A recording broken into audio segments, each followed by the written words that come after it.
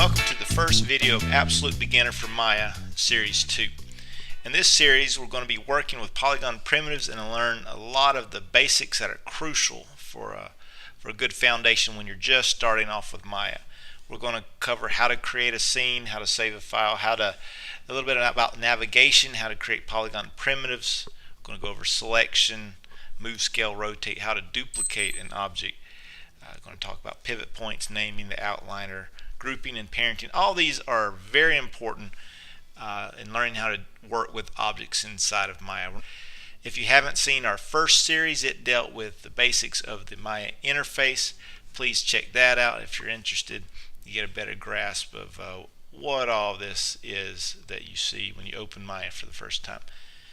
But for this series, let's go ahead and get started. And in this first video, I just want to show you how to create a project, how to save a scene, a little bit about the navigation inside the view panel, and how to create what we call Polygon primitives. But first, how to create a scene. So you open Maya.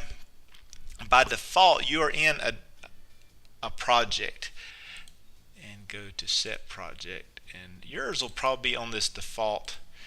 So when you go to file, project window, you'll see default and see all of these folders here.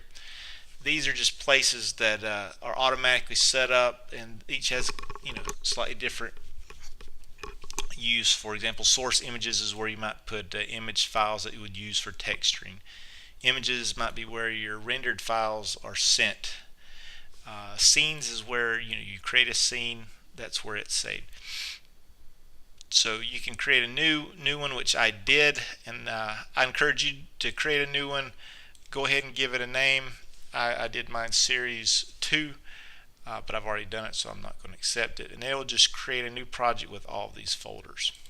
So once it's created, I'm going to go and set my project, and this is the Series 2 project that I had created. And if I double click that, you see it's got all of these folders here. So I've created my project, I've set it, and now I just want to take this scene and go File, Save Scene as. It's going to automatically put it in that Series 2 project scenes folder. And I'd created this file earlier, just testing. I'm going to save it. Yeah, I'll override it. But you would be creating your own file. So now I have created a scene, I've saved the scene, and if I were to close Maya, I would open it up and it would already be in that file there. Alright, so we have a scene that is saved. So how do we navigate around this space here? It's very simple. I'll cover this very quickly, and it all centers around the Option shortcut key. So find Option on your keyboard, hold down Option and left mouse button as you're holding down Option. That will do what's called a tumble, allowing you to go around the scene, up and over. If you go up and down, and if you hold down middle mouse button and Option, that'll do a pan left and right as I move the cursor, and Option and right mouse button will dolly in and out. It's actually moving the camera closer or further away. If you looked at the interface videos, you also know if you tap the space bar, that'll bring up your 4 views. Each one of these view panels is a different camera. These are orthographic views. If I want to go, for example, to the side view, I'd tap the space bar over the side view. It goes full screen. I can go to the front, and I can come back to the perspective. So that's that. And the last thing I want to show you in this video is, now that I know how to navigate around the scene, I've saved the scene file. To begin creating geometry, if you go to the Create menu, there's a couple different types of primitive objects. And when I say primitive, that's your sphere, cube, cylinder, cone. Lots of times these are used as starting points to model more advanced objects. But NURBs and polygons are calculated different in the system. NURBs are typically use mathematical formulas to form smooth organic curves. That's all I'll say about that, really. It has its uses, but for our purposes, I'm going to stick with Polygon primitives. I'm going to peel that off and just show you one thing here. I'm going to click the sphere. It automatically shows up in my channel box. You'll see that it'll appear at the origin. And you said, well, what point's the origin? Well, the very center of this object has a point. And if I hit the select tool here, or the W to move, that point in the very center is at this XYZ location. That's also the point around which it scales and rotates. When I create a polygon object, there are certain inputs that define this object, or parameters. For example, the radius, and these are shown in the inputs in the channel box.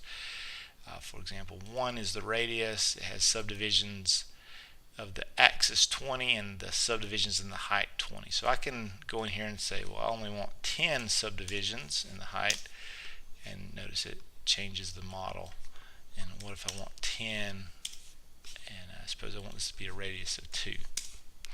So you see how you can change these inputs after the fact to change this primitive object. And if I go to sphere option box, these are those inputs. So I can actually determine those on creation, and I can say, you know, I want 5, and I want 3, and 5, and apply it, and it made this object from these parameters, and you notice those parameters here. Something I really think is cool is you can click the word, the attribute name, and middle mouse click and drag left and right, and you can interactively change these attributes here in the input window. And you can make a lot of different shapes with these polygons. Even though this is a sphere, I can make something a bit different. That doesn't look anything like a sphere, but I made that with the sphere by changing these attributes there.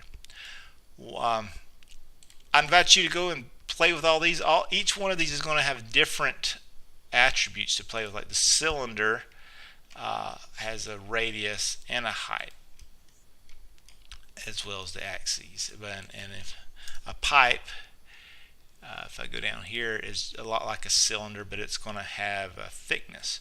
So it has a radius and height, but it also has how thick is this wall, you know. And you still have the subdivision things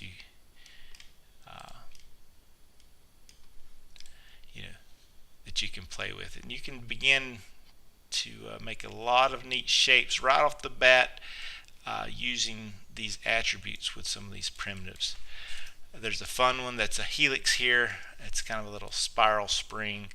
It's fun to play with. How many coils do you want, and how much do you want them spaced out? How big do you want the coils? How thick do you want them? And just play around with these. And again, I'm clicking the word and middle mouse dragging. And I better end here, but in the next video I want to get into selecting objects